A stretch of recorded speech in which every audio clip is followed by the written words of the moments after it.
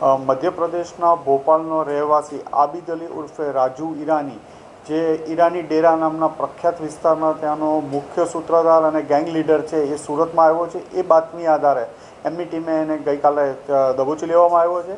અને જ્યારે આને પકડવામાં આવ્યો પછી ઘણા બધા રહસ્યો એમાંથી ખુલવા પામ્યા છે.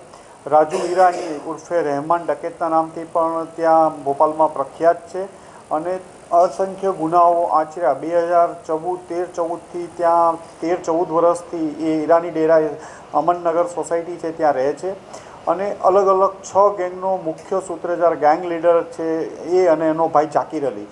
એક વૈભવી જીવન જીવવાવાળા છે, ખૂબ પૈસા ટકે સુખી માણસ છે, લક્ઝરિયસ કારો, લક્ઝરિયસ બાઇકો, ઘોડા વગેરે રાખે છે.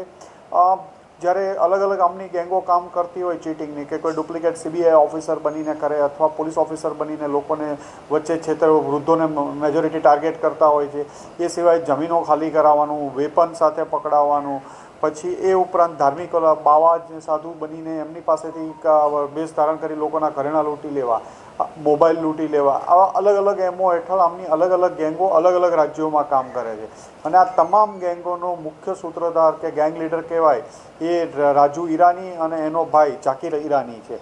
આ બંને ભાઈઓ જે અલગ અલગ ટીમો જાય એમાં 2 કે 3 માણસો આ એમોથી કામ કરશે, બીજા 2 તરત જ મુદ્દામાલ સગે વગે કરવા માટે ત્યાંથી નીકળી જશે અને એ ત્રીજાને પાસ કરશે. એવી રીતે ગેંગ જ્યારે પકડાશે ઓરિજિનલ તો પણ મુદ્દામાલ એમની પાસેથી ન મળે અને જ્યારે પોલીસ આ લોકોને પકડવા માટે જાય તેઓ બાળકો અને સ્ત્રીઓને આગળ કરી પોલીસ ઉપર હુમલો કરવાનું અને એના મુખ્ય સૂત્રધારો ત્યાંથી ફરાર થઈ જાય.